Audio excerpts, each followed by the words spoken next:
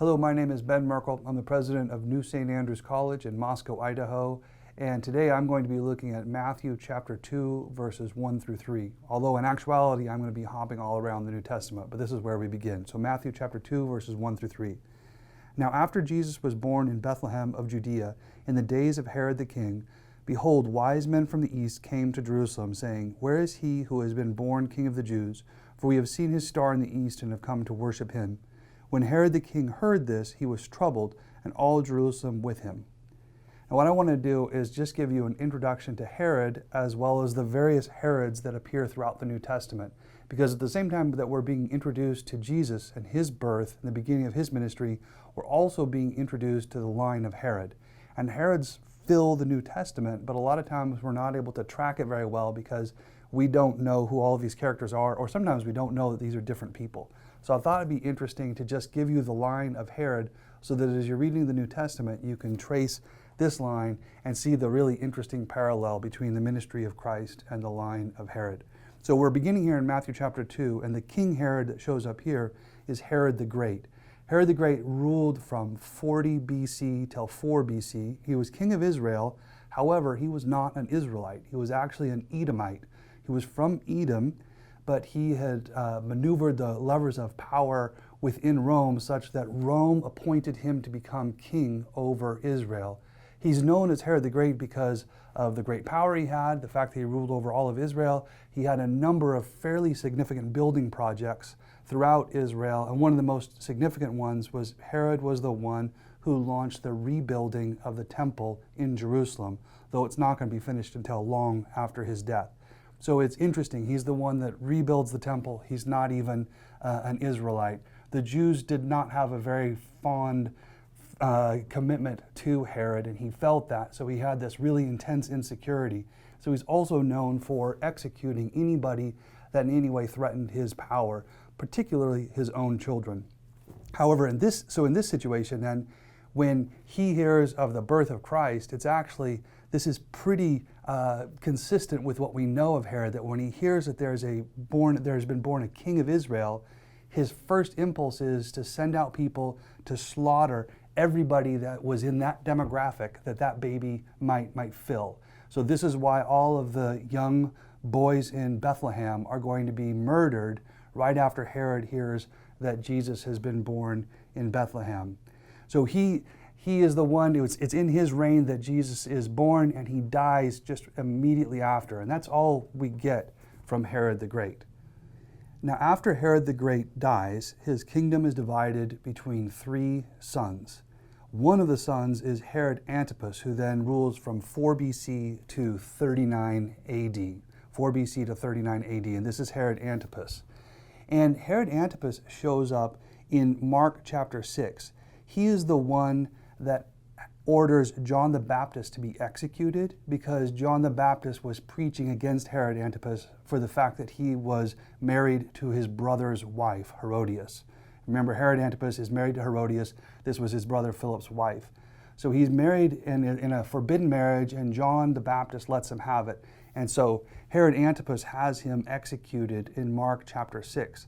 It's also Herod Antipas that shows up in Luke chapter 23, when Jesus, the night that he was betrayed and then arrested, you remember he's marched from court to court, and one of the visits that he makes is to Herod Antipas.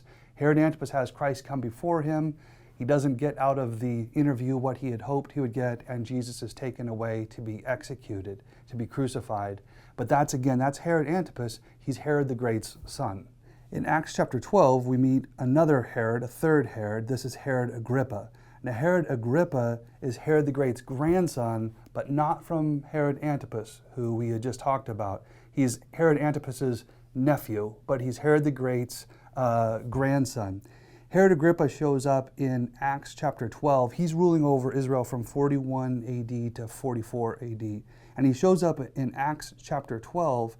First of all, we hear that it's under Herod Agrippa that James, the Apostle James, is executed and Peter is put into prison.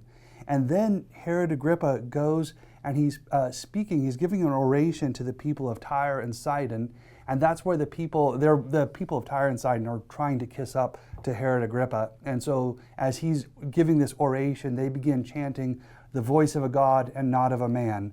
They're trying to get him to give them food and money. And Agrippa, it goes to his head, and he just lets himself live in the moment and allows himself to be called a god and not a man. And we're told in Acts chapter 12 that right then God struck him down for not giving glory to God. This same story is also recounted in Josephus, very similar details, that's how he died. The people hear him, they chant the voice of God, not of a man. He doesn't give glory to God, and he's struck down because of it. So Agrippa has a son, and that is going to be Agrippa II.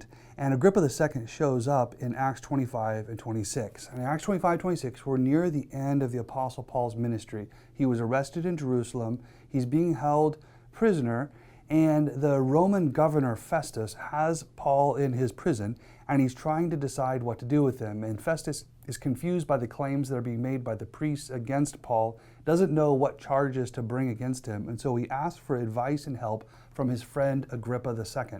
Agrippa happens to be in town, and he's going to come and listen to Paul along with Festus.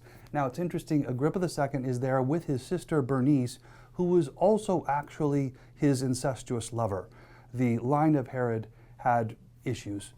Anyhow, Agrippa II and Bernice are there with Festus to hear Paul. And throughout Acts 25 and 26, you get Paul's testimony before the three of them. And it's a really interesting read, particularly towards the end, because this is where you see Agrippa really wrestling with what Paul has to say and almost convinced by it. There's a part where he says, much learning has driven you mad, Paul. And then he closes with, "You almost persuade me to become a Christian." But it's that one word, almost, but not quite. So he's drawn and compelled by Paul's preaching, but in the end, he's not going to go there. And finally, what happens is Paul is going to be sent away prisoner to Rome. And that's the end, that's the last we hear of Agrippa II. So there you have it. That's 4 generations of the Herods, from Herod the Great down to Herod Agrippa II. It's an interesting trajectory that you see, and I think it's particularly interesting to have that unfold through the Gospels and through the whole book of Acts, at the same time that you see this great power that Herod has, king of all Israel, really kind of crumbling and falling apart as they're constantly persecuting the church. And as they're persecuting the church, what you see is the church continuing to grow and to thrive and to spread. And I think, just to close, let me read this passage. This is from Deuteronomy chapter 5, verses 9 and 10. Listen to this about what kind of God we serve, and maybe it makes sense a little bit of this story of Herod. "For I, the Lord your God, am a jealous God, visiting the iniquity of the fathers upon the children to the 3rd and 4th generations of those who hate me, but showing mercy to thousands to those who love me and keep my commandments." It's interesting, the Herods, we see 4 generations of Herods, and that's kind of the end of them. I think that's God's curse on those that hate him. But what we also see is the birth of the gospel, the birth of the church, the spreading of the gospel throughout the whole world for countless generations. I think that's what our God is like.